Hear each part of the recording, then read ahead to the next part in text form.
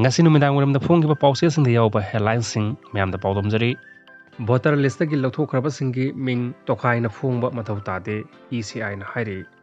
Bihar gi electoral roll dagi lawthokraba mioi lakh 35 gi ming tokhaina phongbagi mathau tade haina Election Commission of Indian Supreme Court ta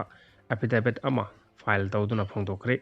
Association of the Democratic Reformers ADR na Bihar gi electoral roll dagi lawthokraba mioi singi ming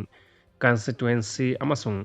booth ki maming yauna tokhaina phongbinaba Supreme Court ta wakalakhraba matungda Election Commission gi wafam ase phongdokibani hairi Kumjalisingani kuntaruk kontrete ki CBS in a class 9 the open book assessment chadhan bayakre exam thaba changbada maheiroi na lairik amasung ojana class ta piba note sing pusinba yahalagani Central Board of Secondary Education CBS in a academic session 2026 amadi 27 dagi hauna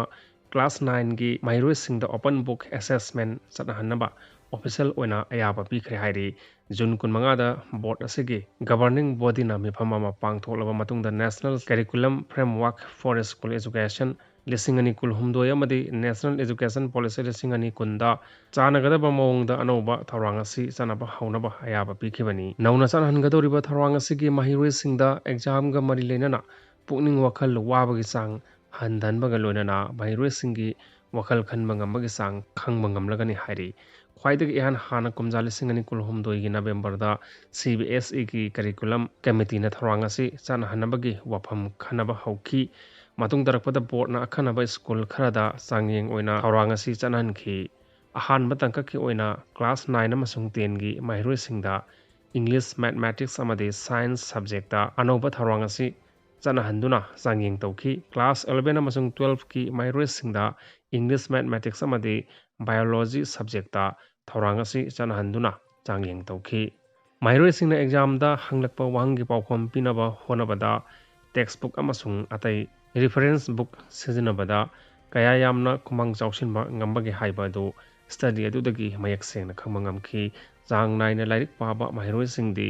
exam hall manungda textbook amasung reference book ki kanaba lawba ngamlagani adubu lairik ningthina padaba maheiroi singdi textbook pusilak lapasu exam da hanglakpa wahangi matik saba pawkhom piba ngamlamde CBS in tharang asi chana hanaba honarak liba asi handakna han manate kumja lisingani 13 amasung kumja lisingani 13 ta CBS in class 9 amasung 11 da tamba maheiroi singi damakta open text batch assessment chana hanaba thorang lokhatki adubu matamadu da maheiroi amasung oja kharana yaringdaba wafam phongdorakpadagi thorang asi mapung fana chana hankide hanadagi hauna pangthoktuna lakliba exam ga manadaba mawongda open book assessment chanhalabadi maheiroi singna exam hall manungda textbook amasung atai reference book pusinba yaragani hiramasi matangda report hamana hai exam hall manungda lairik pusinba yahalabasu lairik padaba maheiroi singdi exam da hanglakliba wahang adugi pawkhom kadaida yawbagi haiba khangdaba maramna khudakta pawkhom piba ngamdabagi khudong sadaba mayuknagani adumoinamak CBS ina nauna chana hanaba honarakliba thorang asina maramoiraga chang naina lairik paba maheiroi singda chauna kanaba phanghalagani haina report amana phongdorakdi